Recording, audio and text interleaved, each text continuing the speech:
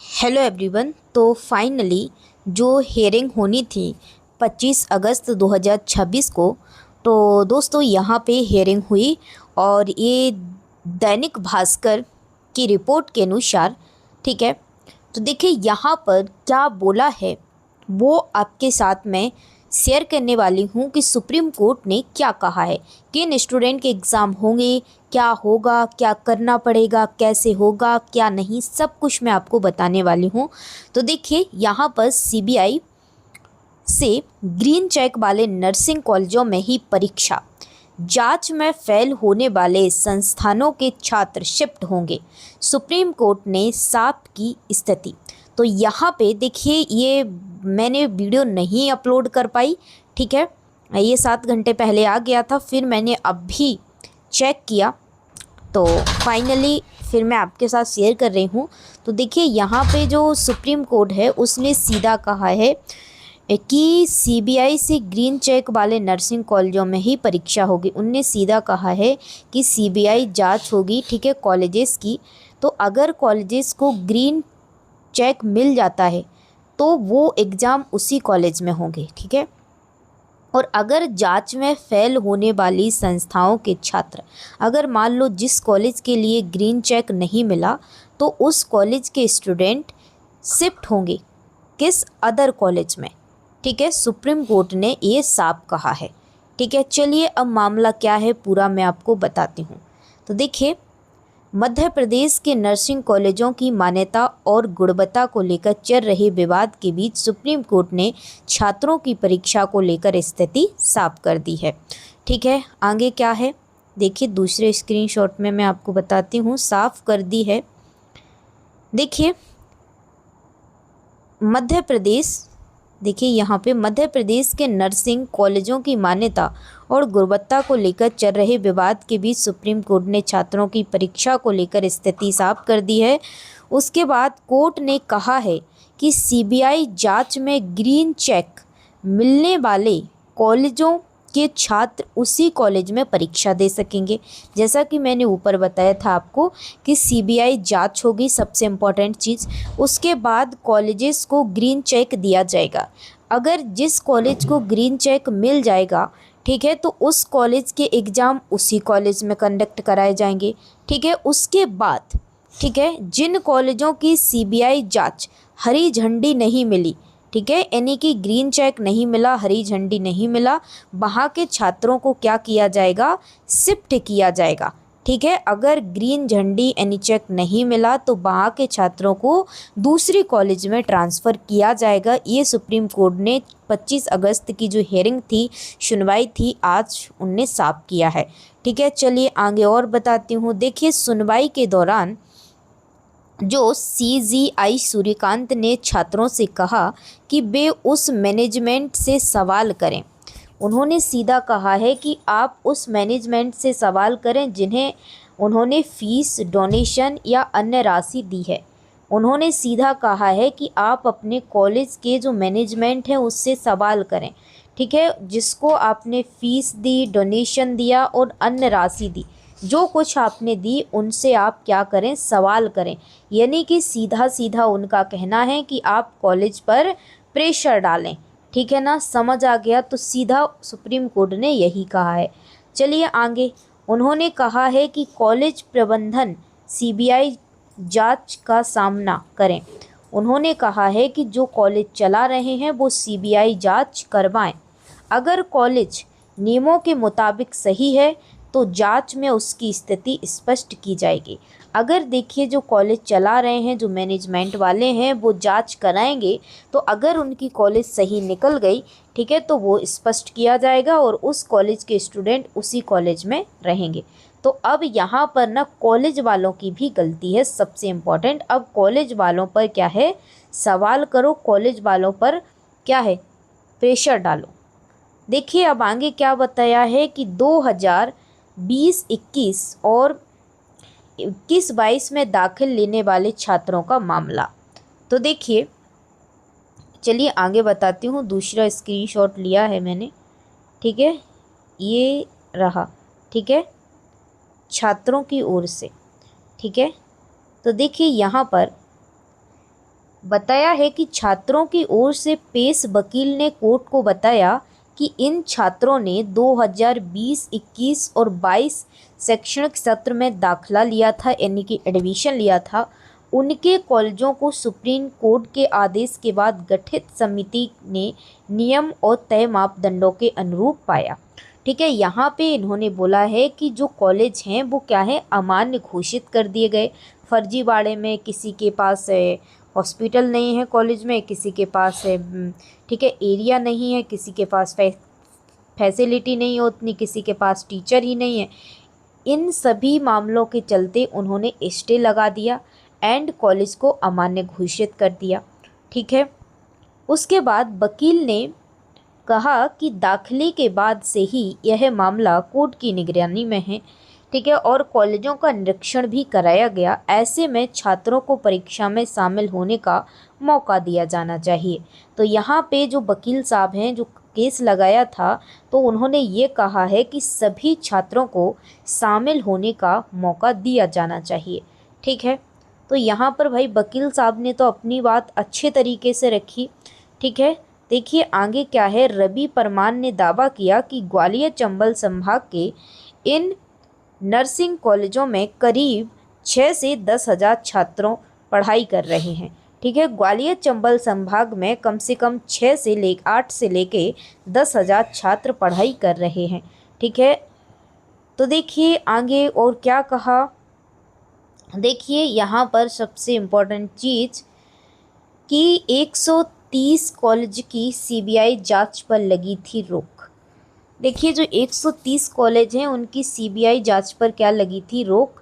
तो देखिए मध्य प्रदेश के एनएसयूआई के प्रदेश उपाध्यक्ष रवि परमार के मुताबिक मध्य प्रदेश में नर्सिंग कॉलेजों की अनियमितताओं को लेकर हाईकोर्ट ने सीबीआई जांच के आदेश दिए थे।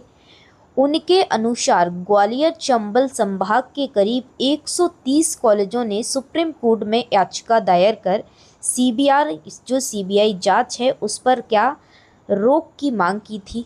सुप्रीम कोर्ट ने क्या किया था, स्टे मिलने के कारण इन कॉलेजों की सीबीआई जांच नहीं हो सकी थी 130 कॉलेज की। ठीक है, समझ आया। वही प्रदेश के अन्य नर्सिंग कॉलेजों की सीबीआई जांच के बाद उन्हें सुइटेबल, अनसुइटेबल, डेफिशिएंट 3 श्रेणियों में रखा गया था। ठीक है, समझ आया।